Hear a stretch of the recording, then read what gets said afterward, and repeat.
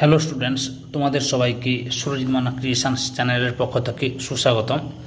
আমি তোমাদের জন্য এই ভিডিওতে ষষ্ঠ শ্রেণীর ভূগোলের পঞ্চম অধ্যায় জল স্থল বাতাস এই অধ্যায় থেকে একটি 5 নম্বরের প্রশ্নের উত্তরের সমাধান করছি। প্রশ্নটি হচ্ছে, মানুষের কাজকর্ম কিভাবে পরিবেশের ভারসাম্য নষ্ট করছে। এই 5 নম্বর প্রশ্নটির উত্তর নিয়ে আলোচনা করছি। তার আগে তোমাদের কাছে অনুরোধ, তোমরা ভিডিওটি পুরোটা দেখো, ভিডিওটি শেয়ার করো, ভিডিওটিতে একটা লাইক দাও এবং কমেন্ট করো। আলোচনা শুরু করছি। উত্তরটি লক্ষ্য করো। মানুষের নিম্নলিখিত কাজকর্ম পরিবেশের ভারসাম্য নষ্ট করছে। যেমন প্রথম 1 নম্বর পয়েন্ট হচ্ছে পরিবেশ দূষণ, জনসংখ্যা বৃদ্ধি, বনজঙ্গল ধ্বংস করে শিল্প স্থাপন, কৃষিকাজ, বসতি নির্মাণ, প্রচুর পরিমাণে খনিজ তেল, কয়লা, কাঠ পোড়ানো, এসবের ফলে জল, মাটি, বাতাস সবই দূষিত হয়ে যাচ্ছে। 2 নম্বর পয়েন্ট বিশ্ব উষ্ণায়ন, যানবাহন এবং শিল্প কারখানা থেকে বিষাক্ত গ্যাস বাতাসে মিশছে।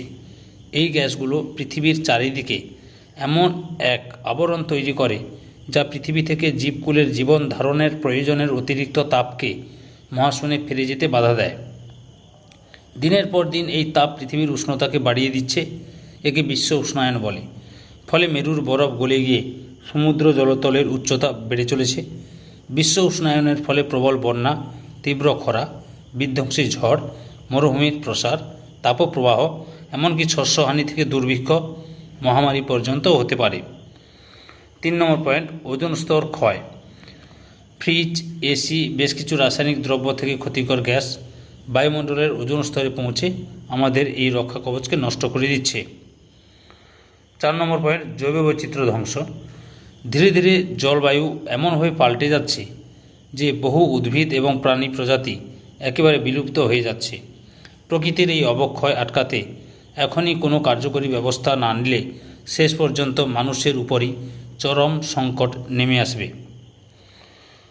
5 নম্বর পয়েন্ট ভূমিক্ষয় ও বন্যা প্রকোপ বৃদ্ধি, নির্বিচারে অরণ্য ধ্বংসের ফলে মাটি আলগা হয়ে পড়ছে এবং তা সহজেই ক্ষয়ের শিকার হচ্ছে।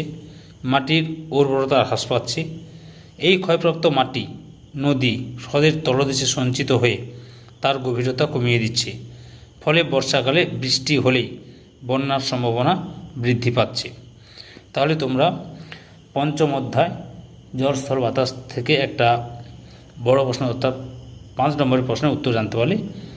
পুরো ভিডিওটা দেখার জন্য তোমাদেরকে অসংখ্য ধন্যবাদ।